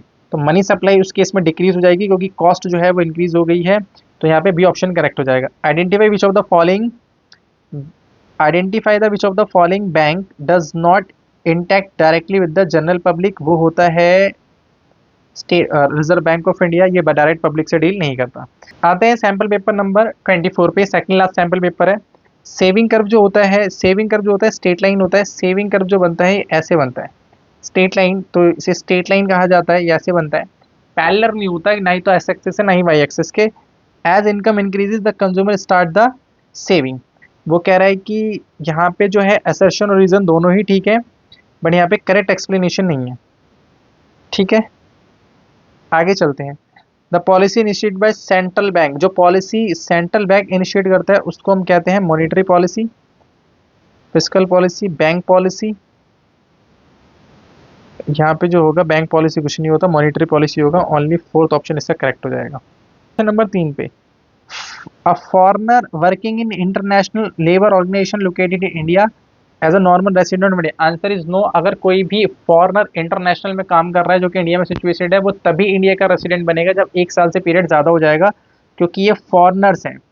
इंटरनेशनल ऑर्गेनाइजेशन के अंदर जो भी फॉरेनर काम करते हैं, तो अगर वो 1 साल से ज़्यादा पीरियड के लिए काम करते हैं तो फिर वो वहाँ के रेसिडेंट बन जाते हैं जहाँ पे वो ऑर्गेनाइजेशन सिचुएटेड है। तो यहाँ पे टाइम पीरियड नहीं दे रखा और ये फॉरेनर है तो ये रेसिडेंट नहीं बनेगा। इंक्रीज इन नेशनल इनकम, अगर नेशनल इनकम इंक्रीज है, डज नॉट ऑलवेज इम्प्लाई, हमेशा ये नहीं होता कि इंक्रीज इन डोमेस्टिक इनकम भी हो। अगर नेशनल इनकम इंक्रीज हो रही है, ज़रूरी नहीं है कि डोमेस्टिक इनकम भी इंक्रीज हो। तो स्टेटमेंट 1 गलत है, सेकंड यहाँ पे ट्रू है, तो 1 इज फॉल्स और second is true. In India if due to market force demand and supply foreign exchange are not stabilize the monetary authority stabilize the करती है, तो आपको ये पता है वो होता है मैनेज फ्लोटिंग एक्सचेंज रेट, मतलब डेटी फ्लोटिंग आरबीआई क्या कहते हैं इंटरवेंशन कर रही है। In case of involuntary, in case of under employment equilibrium which of the following alternative not true बताना है हमें। Aggregate demand is equal to aggregate supply, there is अच्छा ये तो पहले भी आ चुका है, डी ऑप्शन हो जाएगा इसका, जब यहाँ पे फुल एम्प्लॉयमेंट पे नहीं है तो इकोनॉमी पूरे पे तो क्या कहते हैं काम ही नहीं कर पा रही, पूरी कैपेसिटी पे काम नहीं कर रही, तो अगर पूरी कैपेसिटी पे काम करती तो फुल एम्प्लॉयमेंट होता। Consumption curve is upward, consumption curve is upward sloping because of MPC constant, answer is yes. Aggregate demand और consumption curve parallel to each other, ये पहले भी आ चुका है क्वेश्चन, सेम क्वेश्चन है, तो सी ऑप्शन करेक्ट हो जाएगा। When receipts is greater than payment is known as surplus of the capital balance, when receipts are greater than the payment, तो यहाँ पे surplus होगा, ये बिल्कुल ठीक है। when receipts are less than payment is known as deficit of capital account, ये दोनों statement यहाँ पे हो जाएंगी correct। is the function of dash is the function of deposit of bank required to keep legally with the central bank, उसे cash reserve ratio कहते हैं, cash reserve। the fraction of deposit that bank are required to keep reserve legally with the central bank, उसको कहते हैं हम क्या, cash reserve ratio. ये कुछ चार्ट हमें दे रखा है, based on the chart category merchandise export हमें हैज बीन लार्जेस्ट परसेंटेज हमें बतानी है। तो लार्जेस्ट परसेंटेज तो एक ही आ रही है कंज्यूमर गुड्स की, 2013 में तो कंज्यूमर गुड्स की आ रही है, तो ये सिंपल क्वेश्चन है। Aggregate demand exceed aggregate supply, income rises, aggregate demand ज़्यादा है एग्रीगेट सप्लाई से, तो इनकम राइज होगी, answer is yes. Excess demand, excess of aggregate demand will reduce करेगा प्लान इन्वेंट्री को, and the firm would tend to increase the employment, बिल्कुल सही explanation है ये, क्योंकि जब एक्सेस डिमांड ज़्यादा होती है तो इन्वेंट्री कम हो जाती है, इन्वेंट्री कम हो जाती है तो हम आउटपुट को बढ़ाते हैं, आउटपुट को बढ़ाएंगे तो यहाँ पे आउटपुट को इंक्रीज करने से क्या होगा, नेशनल इनकम बढ़ेगी और एम्प्लॉयमेंट भी बढ़ेगी। आते हैं सैम्पल पेपर 5 पे, लास्ट सैम्पल पेपर है हमारा, ठीक है। Question number first, saving curve make negative intercept on the vertical axis at zero level of income, ये बिल्कुल ठीक है। नेगेटिव इंटरसेप्ट होता है जीरो लेवल ऑफ इनकम पे, इनकम जीरो होती है, सेविंग नेगेटिव होती है। Saving function refer to the functional relationship between the saving and income, ये ठीक है, बट यहाँ पे करेक्ट एक्सप्लेनेशन नहीं है। यहाँ पे जो बात कर रहा है सेविंग की वो नेगेटिव तो होता है, बट यहाँ पे जो सेविंग फंक्शंस के बारे में बोल रहा है वो उसकी करेक्ट एक्सप्लेनेशन नहीं है, जो क्या कहते हैं कर्व के बारे में बोल रहे हैं। Money supply in India increase if, money supply कब इंक्रीज होगी, जब बैंक इंजेक्ट करेगा मोर मनी सर्कुलेशन पे, yes. Commercial bank expand there credit operation, ये भी ठीक हो जाएगा। टैक्स रेट रिड्यूस करेगा, ये भी ठीक है। Reserve Bank of India increase, ये नहीं हो सकता, तो ये शुरुआत के 3 हो जाएंगे। तो first second third, first second third, option A correct हो जाएगा। मनी सप्लाई और इंजेक्ट करेगा आरबीआई, और क्या कहते हैं प्रिंट करेगा नोट, तब मनी सप्लाई इंक्रीज हो जाएगी। कमर्शियल बैंक अपनी क्रेडिट क्रिएशन को बढ़ाएगा तब भी इंक्रीज हो जाएगी। टैक्स रेट जब कम होंगे तो tax rate reduce by the, tax rate जब कम हो जाएंगे तो परचेजिंग पावर इंक्रीज हो जाएगी। परचेजिंग पावर इंक्रीज होने से मनी सप्लाई जो होगी वो इंक्रीज हो जाएगी। Question number 3, if the economy of the if then economy the value of money multiplier 4 है, ऑटोनोमस कंजम्पशन दे रखी है हमें 3 करोड़, द रेलेवेंट कंजम्पशन हमें फंक्शन बताना है।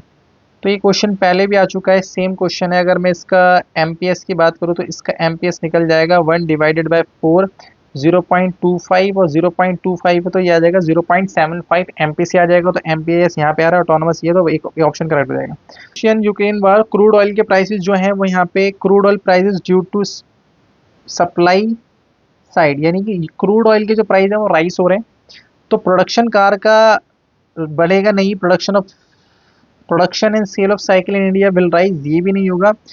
आउटफ्लो यूएस डॉलर बढ़ जाए, क्योंकि जब फॉरेन एक्सचेंज के प्राइस बढ़ जाएंगे तो हमें बाहर से इंपोर्ट करना पड़ेगा ऑयल, जब इंपोर्ट ऑयल करेंगे तो फिर यूएस डॉलर हमें ज़्यादा पे करना पड़ेगा। सपोज डाटा में दे रखा है, ये हमें दे रखा है, identify the which of the statement about the period of 2010 और 2020, 2010 से लेके 20 तक। Improvement in balance of trade, balance of trade की अगर मैं बात करूँ तो इम्प्रूवमेंट है या नहीं चेक कर लेते हैं। ये आ गया 40 का, 580 माइनस का है 460, ये आ गया 120 का। इंक्रीज इन ट्रेड डेफिसिट, ये नहीं हो सकता। इम्प्रूवमेंट इन बैलेंस, ये invisible item. Deterioration of balance of trade, ये भी import in balance of trade है, तो ये इम्प्रूवमेंट है, तो ये इम्प्रूवमेंट आ जाएगा, सही option. The consumption curve is upward sloping straight line curve due to direct relation between the income और consumption and assumption constant। ये पहले भी क्वेश्चन आ चुका है कि जो कंजम्पशन कर्व होता है अपवर्ड स्लोप होता है स्ट्रेट लाइन, क्योंकि उसके अंदर इनकम के बढ़ने से कंजम्पशन बढ़ती है, और इनकम के बढ़ने से कंजम्पशन बढ़ती है, और जो कांस्टेंट रेट से कंजम्पशन बढ़ती है। ठीक है, ये पहले भी आ चुका है। एग्रीगेट डिमांड कर्व और एग्रीगेट डिमांड कर्व और कंजम्पशन कर्व पैरेलल होते हैं ईच अदर के, तो दोनों ऑप्शन करेक्ट हो जाएंगे। Dash is institution that accept करता है डिपॉजिट लैंडिंग पर्पस, तो वो हो जाता है कमर्शियल बैंक। डैश इंस्टीट्यूशन है एक्सेप्ट करता है डिपॉजिट फॉर लैंडिंग पर्पस, वो कमर्शियल बैंक हो जाएगा। 8 question, ex post investment represent करता है plan investment where ex ante investment actual, ये उल्टा लिखा हुआ है, एक्स पोस्ट एक्चुअल होता है और एक्स एंटी क्या होता है प्लान, तो ये गलत है। At equilibrium level x anti savings and x ante investment always equal, ये भी उल्टा लिखा हुआ है, x anti x post always equal होती है, तो असर्शन रीजन दोनों ही गलत है। ये ऑप्शन, ये क्वेश्चन ही गलत है।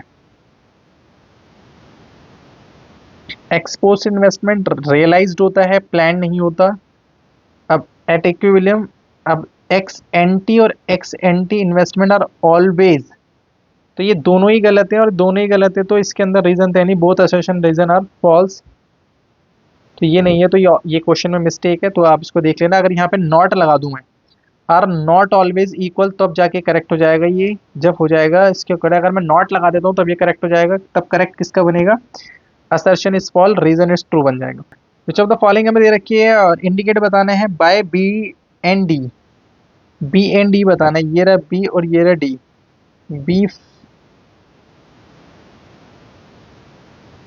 गुड्स एंड सर्विसेज इसके पास जा रहे हैं और ये फैक्टर सर्विसेज को दे रहा है, तो गुड्स एंड सर्विसेज और डी भी गुड्स एंड सर्विसेज है, तो यहाँ पे हो जाएगा रियल फ्लो। आगे आते हैं next last question, export of financial services, export of financial services by India will record credit side of current account, यानी कि फाइनेंशियल सर्विसेज हम एक्सपोर्ट कर रहे हैं तो वो करंट अकाउंट में क्रेडिट साइड में लिखी जाएगी क्योंकि इससे इनफ्लो आएगा, ये स्टेटमेंट ठीक है। Foreign direct investment will India will record in the credit side of capital account, ये भी ठीक है। तो यहाँ पे दोनों स्टेटमेंट यहाँ पे कंप्लीट हो जाती है क्योंकि जो फाइनेंशियल सर्विसेज होती है वो इंटेंजिबल होती है, उससे इनफ्लो आएगा तो करंट अकाउंट में रिकॉर्ड होंगी, और जो फॉरेन डायरेक्ट इन्वेस्टमेंट होती है ये इन्वेस्टमेंट होती है, इससे एसेट इंक्रीज होती है, इनफ्लो आएगा तो कैपिटल अकाउंट में रिकॉर्ड हो जाएंगे। ये हमने आज 150 एमसीक्यूज को कवर कर लिया, तो टोटल मिला के हमारे 250 पूरे कंप्लीट होते हैं मैक्रो इकोनॉमिक्स के एमसीक्यूज। होप सो आपको समझ में आ गया होगा। ठीक है, मिलते हैं नेक्स्ट एमसीक्यूज की क्लास के अंदर जो कि होगी इंडियन इकोनॉमी के, हम कवर करेंगे। मिलते हैं नेक्स्ट क्लास के अंदर। Thank you so much for supporting us. Thank you.